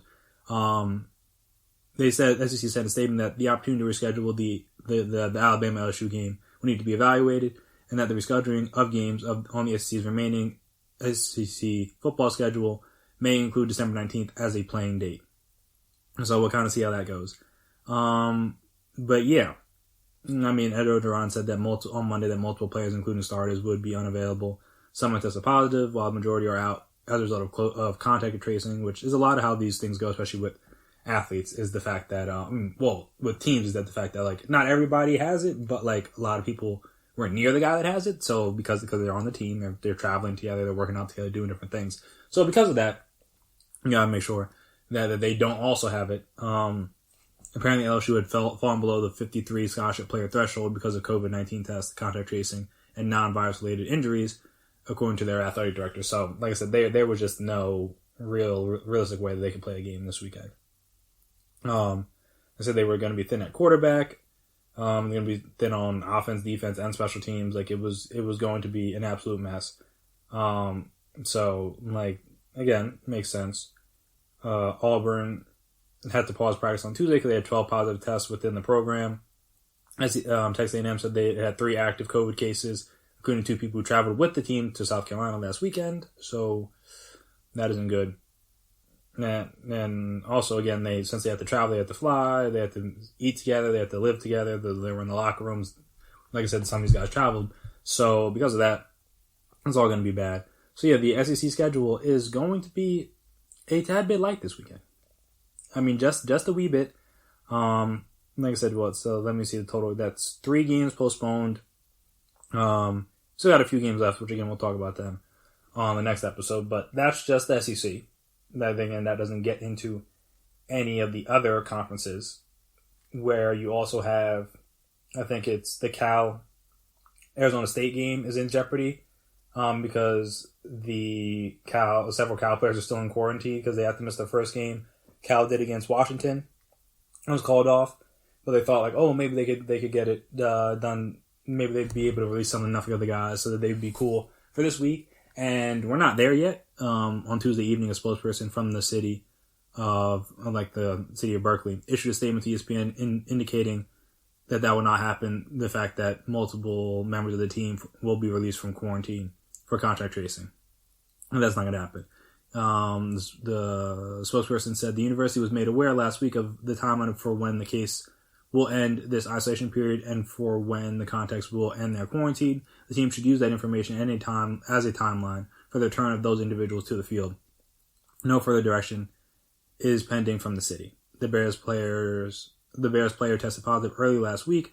Cal's entire defensive line is in quarantine and is not scheduled to exit that mandated quarantine for 14 days for those determined to have come into close contact with a positive test case of COVID-19, and that would be until November 17th, which is obviously after this weekend. So that's a problem. Apparently the players in quarantine have continued to test negative for COVID-19, but those negative tests do not allow a player to exit quarantine due to the virus's 14-day incubation period. Again, the spokesperson from the city said.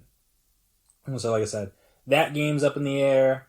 What other games are up in the air? Memphis Navy has been postponed due to COVID issues with Navy.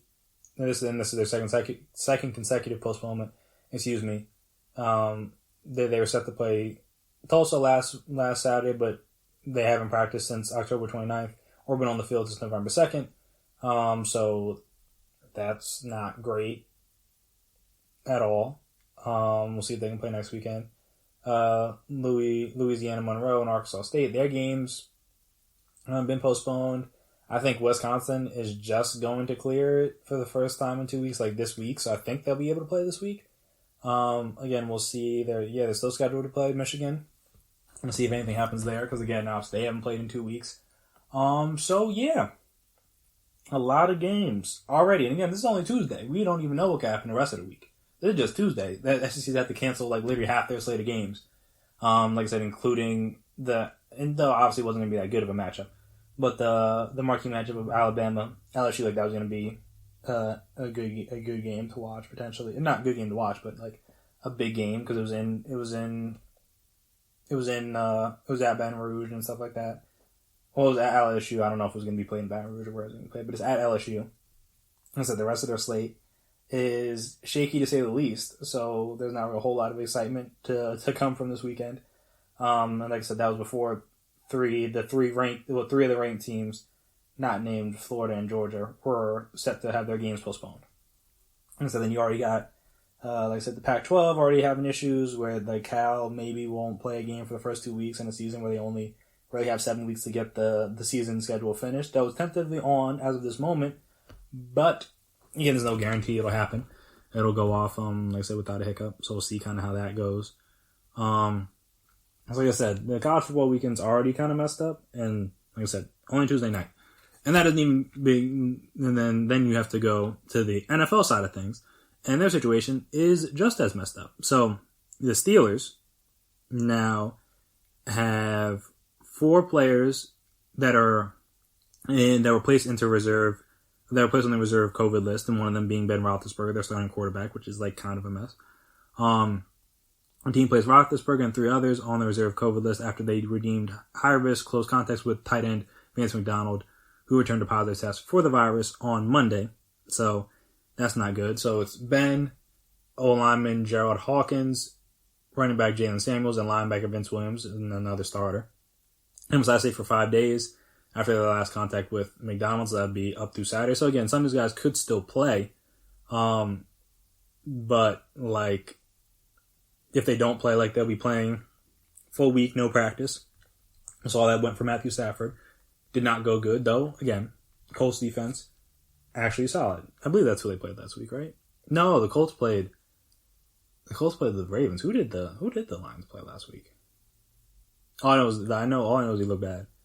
They played the Vikings. Yeah. So, and like I said, he didn't look good. 23 or 32, 211, 1 touchdown, 2 picks. Like, he was not good at all in that game. And again, don't know if that was because of no practice or if he just had an off night. We'll never really know. But like I said, that could be the case for Ben this week. In a game, like I said, doesn't really matter if you win per se. But again, you would just prefer not to lose to the Bengals. But again, it's not like it's like a do or die game or anything like that. But as we all saw last year without Ben, and also in the one series that Mason Rudolph had to come in, their situation without him, not great. Not great at all. The quarterback room behind him is very shaky. I'm very actually surprised that they did not go and upgrade that backup quarterback room, because again, obviously Ben was going to be there. So he's a starter now, so that helps that it's not Mason Rudolph or Duck Hodges. But also, they're one play away from one of them having to be in the game, as we saw. And it's not like, on top of the fact that Ben is on the COVID list, he also like got banged up in the game. It's not like he was just like, it's not like he was healthy. Like he was already coming out of the game banged up, and now he's on the COVID list. And again, that's assumed that he's clear. We don't even know that he's going to be clear after these 5 days. So that's going to be a bit of a mess. That kind of, like I said, that already messes things up for this weekend. And again, I didn't talk about this before because this happened like last week with like Marlon Humphrey and some guys that like they tested positive like the Monday after or whatever. They need to do more rapid tests in the NFL.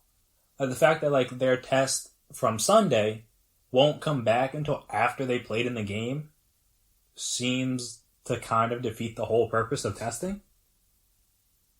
Again, obviously, you test just to make sure, and I assume they get tests on Saturday too or whatever. But I'm like, there has to be a way that you can get a more rapid test. Like, I thought didn't some of these places have like the 15-minute? I know like some of the rich people I've heard that they have, that's how they let people in their house and stuff, like they have the rapid 15-minute like saliva test or whatever it is. And again, obviously, maybe that's not the one they're using, and which is why it takes longer, but like, the NFL is like a lot of money, so like they should be able to use that. Like I said, it's different for like the NBA just because they one, they were in a bubble, and also the people show up there 2-3 hours before the game, and obviously they do in the NFL too. But like being in a bubble, it's less likely. And B, like they're literally getting tested every day, like in the morning, like they're getting tested, so like you could, by the time you even got to the arena, like you already knew, or you would already know. Like I said, it didn't end up happening, so you don't really know what the protocol would have been had someone tested positive. I mean, again, as we saw the same thing in the MLB, where someone tested positive, they came back the next day, and they're like, ooh, okay, so let's speed up his test from today, and he was positive again. And obviously now I think like the Dodgers organization has like a decent, I mean, it's not like the whole team has it or anything like that, but I think they have like a decent number of people with COVID now. So, probably wasn't the best idea to let him back on the field while being COVID positive. But again, what do I know? I'm just one man that happens to have a podcast.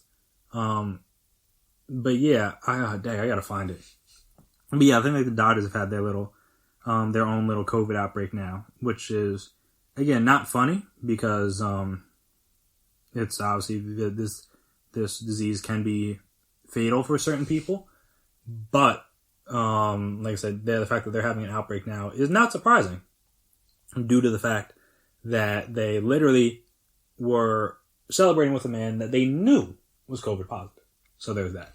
But yeah, so like I said, my main point was that one, obviously COVID is trying to derail the college football weekend, which I mean, it does every weekend because that's how viruses work. But again, you knew this when they signed up for this. They knew this was a possibility. And, again, they've gotten through most of the season, so kudos to them, I guess. But also, like, And we still don't really know, like, if they're going to be, I mean, we don't know what's going to happen with the Notre Dame situation, but, like, They're still storming the field in the middle of a pandemic. So we got to wait and see on that because you never, like I said, you don't know how long it's going to take. And if they start testing positive, and like that'll be another thing. But I said it hasn't happened yet, to my knowledge. So let me see how that plays out. But yeah, it's like I said, the college football weekend is already kind of messed up. Mainly, like I said, mainly the SEC was going to be messed up this weekend due to COVID. And also, like I said, NFL-wise, they have to get a quicker test. Like there should be no way that people should play in a game on Sunday and then test positive on Monday. Like that shouldn't happen. Nah, well, I don't say take it back. Let me take that back. I don't want to say shouldn't. Because again, obviously, all that means that is when you test negative is that you were negative at the time of your test. That doesn't mean you can't be positive the next day or 2 days. So I get it at the same time, but also I feel like to try to avoid this, they should have a more rapid test because it sounds like this is the test from Sunday that's coming back. At least I know that's what the case was like last week in the case like Marlon Humphrey. Those guys were like, they tested positive from the Sunday batch of tests. So I'm saying if that was true, then you would know that before Sunday's game. They wouldn't have played and they wouldn't be around those teammates as potentially exposing them to COVID. So like I said, if that's the case, then we should, like I said, you should have a fast test. Now, if they test negative on the Sunday test, then test positive on Monday, all right, there's nothing you can do there. Like, it is what it is. But again, if you're going to have a situation where they test positive from the Sunday test, but you don't find out until Monday, now we got a problem, in my opinion. Like I said, the NFL should be able to afford a quicker test, personally. I'm not telling people how to spend their money, not pocket watching or anything, but I'm just saying, in order to foster the most safe environment and again not potentially expose both teams to COVID, you should find a way to have a more rapid test. Because I know that there are ones apparently that exist. I haven't used one, but there are ones apparently that exist out there for people that can afford them.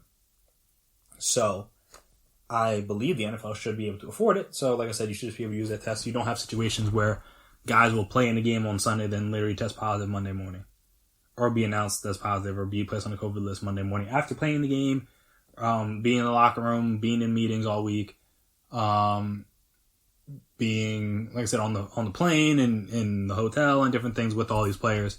And now you got a situation where a team starting quarterback may or may not have COVID, but won't practice all week. So, yeah, and then that doesn't even include the starting linebacker, Vince Williams, as well. So it's not like it's just Ben.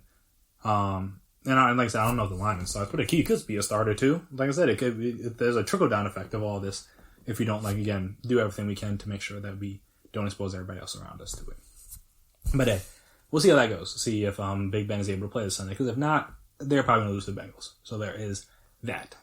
But that'll do it for me here today on the GSMC Sports Podcast presented by GSMC Podcast Network. I want to thank you guys as always for listening to me talk about sports. If you haven't already, subscribe to the podcast.